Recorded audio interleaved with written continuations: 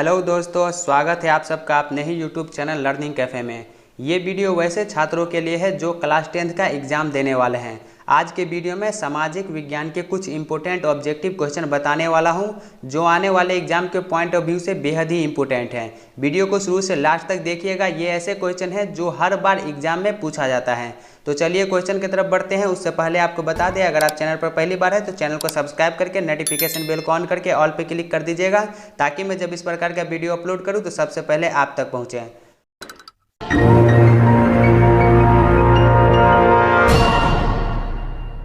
हमारा आज का पहला क्वेश्चन है, गदर पार्टी की स्थापना किसने और कब की? तो गदर पार्टी की स्थापना जो है अमेरिका के सैन फ्रांसिस्को में 1913 ईस्वी में किया गया था, अंग्रेजी साम्राज्य को खत्म करने के उद्देश्य से। संस्थापक जो था लाला हरदयाल, सोहन सिंह भाकना और करतार सिंह सरावा ने मिलकर 1913 ईस्वी में किया था। तो इसका राइट आंसर हो जाएगा ऑप्शन सी, लाला हरदयाल। गदर पार्टी की स्थापना जो है लाला हरदयाल ने 1913 ईस्वी में किया था। ऑप्शन सी इसका राइट आंसर हो जाएगा। दूसरा क्वेश्चन देखिए, जलियांवाला बाग हत्याकांड कब हुआ था? तो जलियांवाला बाग हत्याकांड जो हुआ था 13 अप्रैल 1919 ईस्वी में। इसका राइट आंसर हो जाएगा ऑप्शन सी। उस समय जो है लेफ्टिनेंट गवर्नर जो था माइकल ओ डायर ने निहत्थे पे गोली चलवा दिया था, और 13 अप्रैल 1919 की ये घटना है जलियांवाला बाग हत्याकांड। तीसरा क्वेश्चन देखिए, कार्ल मार्क्स का जन्म कहाँ हुआ था? तो कार्ल मार्क्स का जन्म जो है 5 मई 1818 ईस्वी को जर्मनी में हुआ था। तो इसका राइट आंसर हो जाएगा ऑप्शन बी, जर्मनी। अगर आपसे ईस्वी पूछे तो 1818 ईस्वी में जर्मनी में हुआ था कार्ल मार्क्स का जन्म। क्वेश्चन नंबर 4, राष्ट्रीय स्वयंसेवक संघ की स्थापना कब हुई थी? तो राष्ट्रीय स्वयंसेवक संघ की स्थापना जो है 1925 ईस्वी में हुई थी। ऑप्शन बी इसका राइट आंसर हो जाएगा। और इसका जो संस्थापक है डॉक्टर केशव हेडगेवार। डॉक्टर केशव हेडगेवार जो है संस्थापक है राष्ट्रीय स्वयंसेवक संघ, मतलब आरएसएस का। क्वेश्चन नंबर 5, बोल्शेविक क्रांति कब हुई थी? तो ये जो बोल्शेविक क्रांति जो है ये कब हुई थी? तो नवंबर 1917 में हुई थी। ऑप्शन सी इसका राइट आंसर हो जाएगा, नवंबर 1917। क्वेश्चन नंबर 6, जिस देश की राष्ट्रीय आय अधिक होती है उस देश को कहते हैं। जिस देश की राष्ट्रीय आय अधिक होती है उस देश को क्या कहते हैं? तो विकसित देश कहते हैं। ऑप्शन बी इसका राइट आंसर हो जाएगा, विकसित देश। दोस्तों, अगर आप इसका पीडीएफ लेना चाहते हैं तो डिस्क्रिप्शन में टेलीग्राम का लिंक है, टेलीग्राम चैनल ज्वाइन करके वहां से आप इसका पीडीएफ प्राप्त कर सकते हैं। क्वेश्चन नंबर 7, भारत की आर्थिक व्यवस्था है। तो भारत की जो आर्थिक व्यवस्था है वो कैसी है? ऑप्शन में है समाजवादी, पूंजीवादी, मिश्रित या इनमें से कोई नहीं। तो भारत की आर्थिक व्यवस्था जो है वो मिश्रित व्यवस्था है। ऑप्शन सी इसका राइट आंसर हो जाएगा, मिश्रित अर्थव्यवस्था। क्वेश्चन नंबर 8, निम्नांकित में किस क्षेत्र को प्राथमिक क्षेत्र कहा जाता है? निम्नांकित में किस क्षेत्र को प्राथमिक क्षेत्र कहा जाता है? तो कृषि क्षेत्र को प्राथमिक क्षेत्र कहा जाता है। ऑप्शन बी इसका राइट आंसर हो जाएगा, कृषि क्षेत्र। क्वेश्चन नंबर 9, निम्नांकित किस देश में मिश्रित अर्थव्यवस्था है? किस देश में मिश्रित अर्थव्यवस्था है? तो भारत में। ऑप्शन सी इसका राइट आंसर हो जाएगा, भारत। क्वेश्चन नंबर 10, राष्ट्रीय आय को मापने की उत्पादन एवं आय गणना विधि आर्थिक दृष्टिकोण से है। राष्ट्रीय आय को मापने की उत्पादन एवं आय गणना विधि आर्थिक दृष्टिकोण से है। तो राष्ट्रीय आय को जो है सहज विधि से भी मापा जाता है, वैज्ञानिक विधि से भी, व्यवहारिक से भी। तो इसका राइट आंसर हो जाएगा ऑप्शन डी, इनमें सभी। क्वेश्चन नंबर 11, निम्नांकित में किस जिले को प्रति व्यक्ति आय सर्वाधिक है? निम्नांकित में किस जिले की प्रति व्यक्ति आय जो है वो सर्वाधिक है? तो पटना की। ऑप्शन बी इसका राइट आंसर हो जाएगा, पटना। क्वेश्चन नंबर 12, भारत का केंद्रीय बैंक कौन सा है? भारत का जो है केंद्रीय बैंक वो कौन सा है? तो Reserve Bank of India. Option C इसका राइट आंसर हो जाएगा, रिजर्व बैंक ऑफ इंडिया।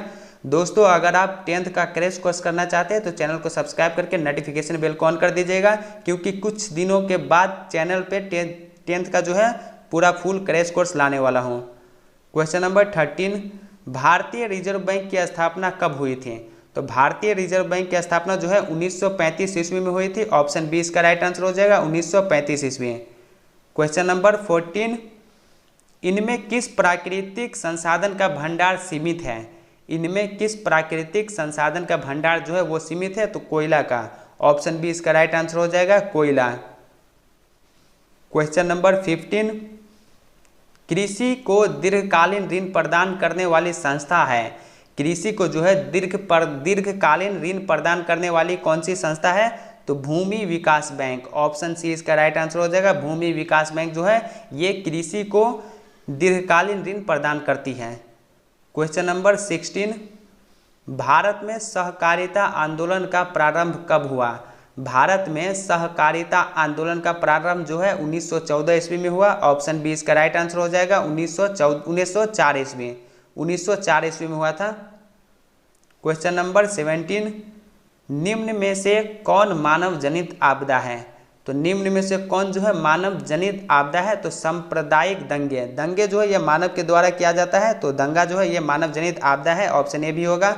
आतंकवाद, आतंकवाद भी कोई इंसान ही होता है, तो ये भी मानव जनित आपदा है। ऑप्शन बी भी हो जाएगा।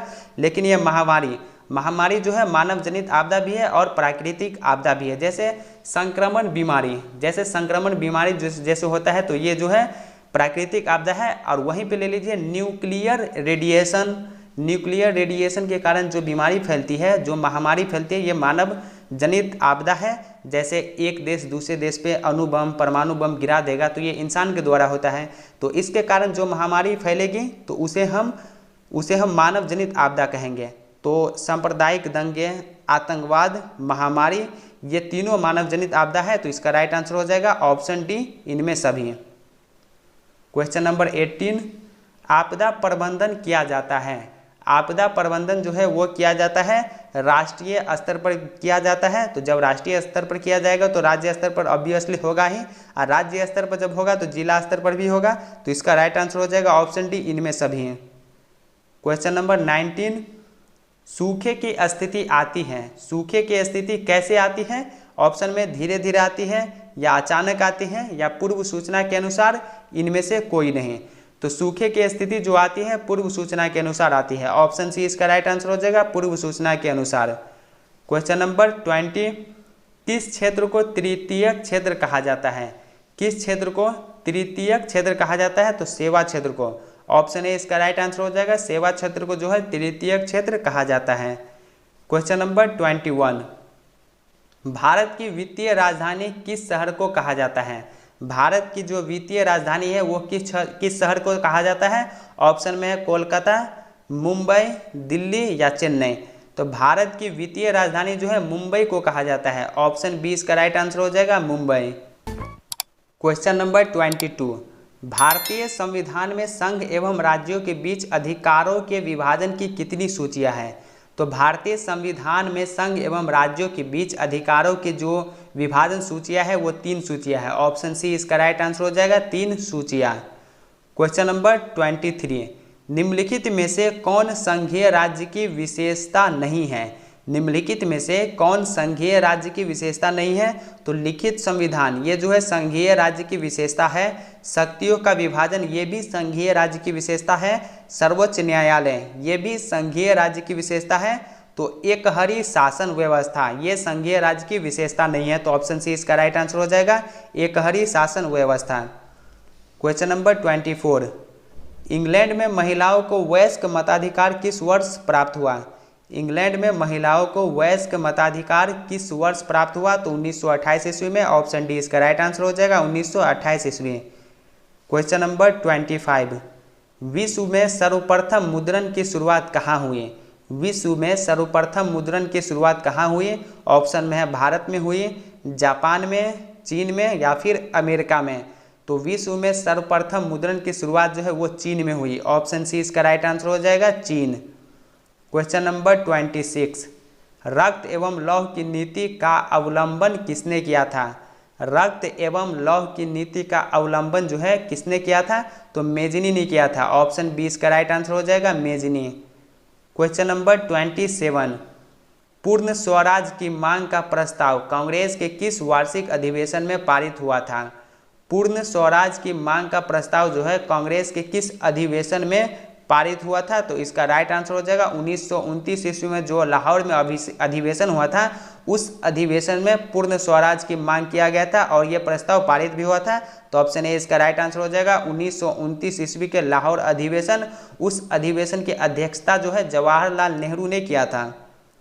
Question number 28, the history of the loss of Vietnam किसने लिखा? The history of the loss of Vietnam जो है ये किसने लिखा? तो फॉन बोई चाउ। ऑप्शन बी इसका राइट आंसर हो जाएगा, फॉन बोई चाउ।